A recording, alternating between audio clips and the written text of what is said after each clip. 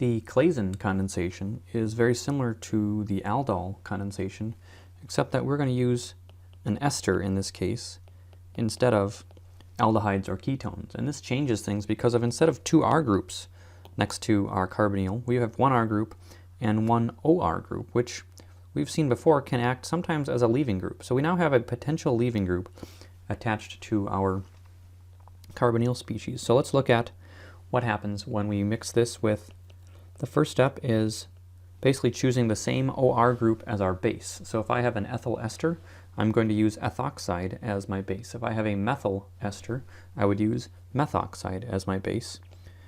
And we work it up with mild acid. So the first step is what you would expect. We're going to do a proton transfer, removing this hydrogen. And we form a resonance stabilized anion. I'm not going to draw the resonance for you, but you can do that. That is a resonance stabilized anion. And then what we're going to do is actually have that react with itself. Another ester that has not been deprotonated can serve as the electrophile in this alpha attack, or attack by the alpha carbon. And so we end up with, I'm going to put the ethyl over here. So there's my carbon that acted as the nucleophile. Let's identify that with a red dot. And then I'm going to have my carbon that I attacked. I formed an O-, and it's now a tetrahedral carbon temporarily, and we can observe loss of the leaving group.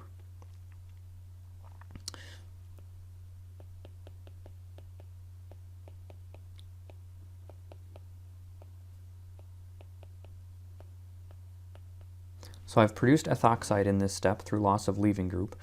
We've produced the new bond here, and again, let's just follow the red dotted carbon. And I drew that hydrogen there because now I hope you'll recognize that that hydrogen that I drew is doubly alpha. It is next to the ester carbonyl, and it's next to the newly formed ketone carbonyl. So this is a doubly alpha hydrogen. It's got a pK of around 9. And so the very next thing that happens, there's nothing we can do about this. The very next thing that happens is that that H is removed as a rather acidic hydrogen, and it forms a very stable anion, which has two additional resonance structures. I'll let you draw those, but basically you're just going to push the negative charge onto the carbonyl O. And this is where the reaction sits.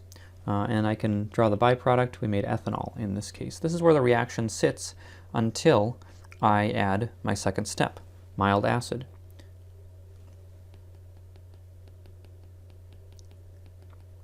And we'll protonate this anion that's formed. We'll protonate any ethoxide that's still remaining, and we will make our final product. And again, I'll put in the red dot so we can keep track of that carbon. You can see that the new bond right here is what is produced. And we've basically taken one of the esters, used it as a nucleophile, taken another of the esters, used it as the electrophile, lost OR, and formed the new carbon-carbon bond. Some points that we want to make about this mechanism. The ester that we start with must have two alpha hydrogens.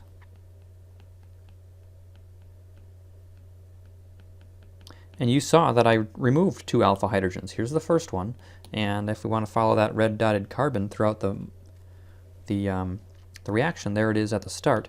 So we removed a hydrogen off the red dotted carbon. I made this anion. I used it as a nucleophile, made the new bond right here. Eventually I created ethoxide. That was the leaving group, and then it deprotonated a second time that same red dotted carbon. So here's your evidence that I need two hydrogens on the alpha carbon. If I only have one, for instance, if I had this molecule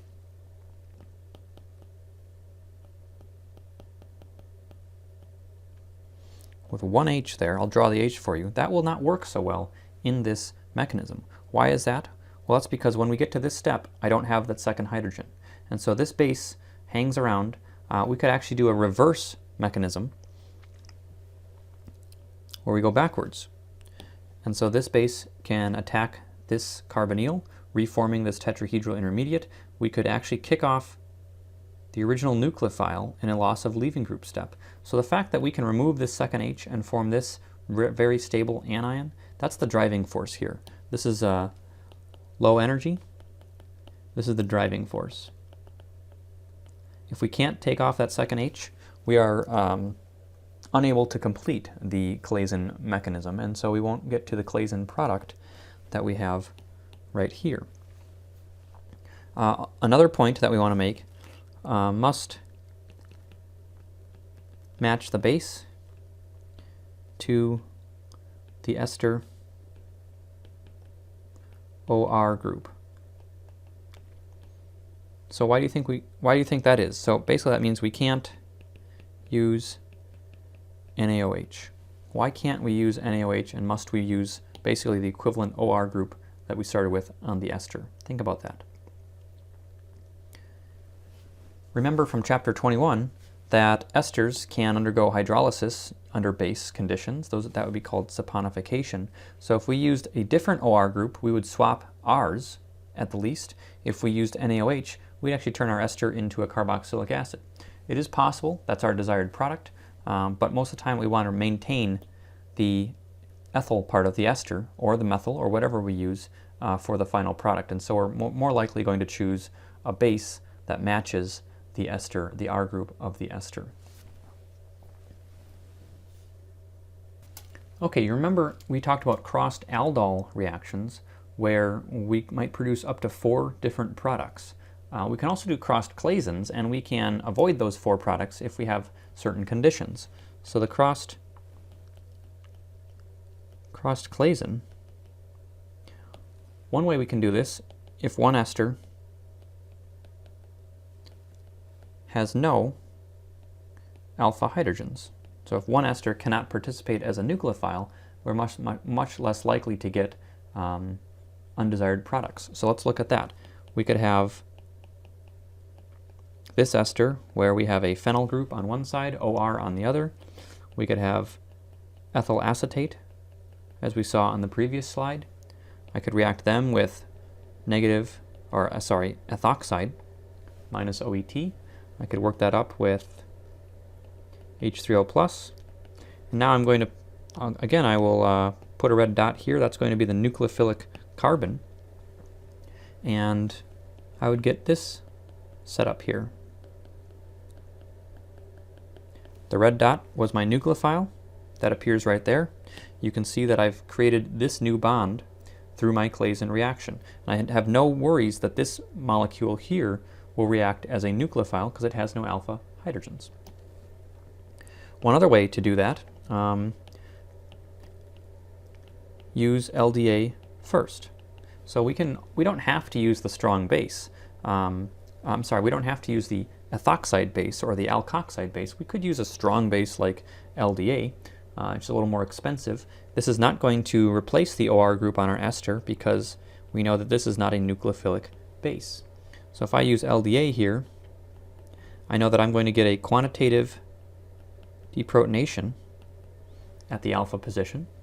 Then I can react it with another another ester in a crossed Claisen, and we would produce something like this.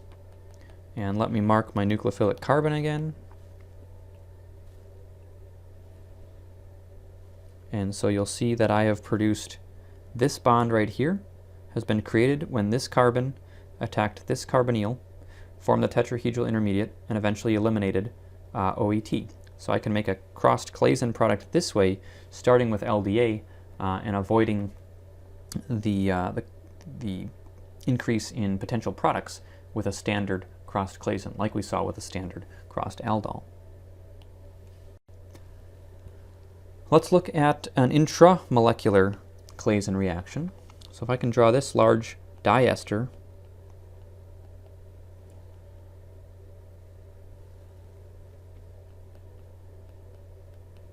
and I'm going to go through and number the carbons here so we can keep track of them a bit better. So this is a 6-carbon diester, and I can react that with ethoxide as my first step, mild acid as the second step. What we're going to get is basically, it's going to be either carbon 2 attacking carbon 6 or carbon 5 attacking carbon 1. I'll show you 2 attacking 6, but you can show 5 attacking 1 on your own and prove that you're basically going to get the same outcome. So let's look at carbon 2 being our nucleophile, and I will put a red dot there just so we can keep track of our nucleophile again. But this is going to proceed under the same mechanism I drew a few slides ago. Strong base removes one of the hydrogens on carbon number 2, that's the alpha carbon right here, and that's going to act as a nucleophile to attack carbon 6. So the question is, how big of a ring am I making by this arrow 2 to 6? And let me fix my arrows here. We should have that, and then I want to erase this other arrow. That's the arrow you can draw on your own. How big of a ring should I make in this case? If we count, 2 connects to 6. That's two pieces in the ring. 3, 4, 5. So there's going to be 5 carbons in the ring. Carbon number 1 is going to be a substituent on the ring. So I need to draw a 5-membered ring. And I can draw my substituent anywhere. Most of the time it's commonly drawn right there. I'm going to start numbering now. That's carbon number 1. This is carbon number 2. And I can number around the ring anyway. It doesn't really matter. So I'm just going to choose clockwise. 3, 4, 5, 6. And number 2 was the dotted carbon, so let's put a dot right there. I know that carbon 6 was the carbonyl. So I'm going to draw a carbonyl here, but first this is making the tetrahedral intermediate. Then we remove ethoxide as the leaving group, reforming the carbonyl. Again, we're going to deprotonate carbon 2. You can see it has an extra hydrogen here. And the last step would be to reprotonate that, and we end up with a carbonyl there, a ketone. So we make a beta keto ester here. And that's going to be the product for any Claisen condensation, but in this case we've created a ring. And this is called an intramolecular Claisen. It does have a special name, Dieckmann cyclization. Most likely named after the chemist who studied this reaction. And we're going to make ethanol as well as a byproduct. And if we started with 7 carbons here, we would make a 6-carbon ring. So you can make 5 and 6 carbon rings very easily. And later in this chapter, we're going to learn how to remove carbon number 1 altogether. So we could use this as a means of making 5 and 6-membered rings with a ketone already installed. Let's get a little more practice before we finish up this section.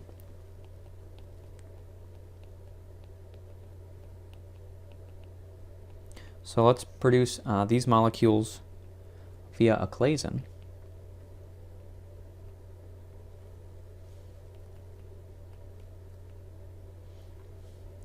I'll draw them out, let you think about them for a few minutes, and then we'll talk about them. How do we make these via a Claisen? All right, so we can start by drawing some arrows. We're going to fill in the starting materials and the reactants.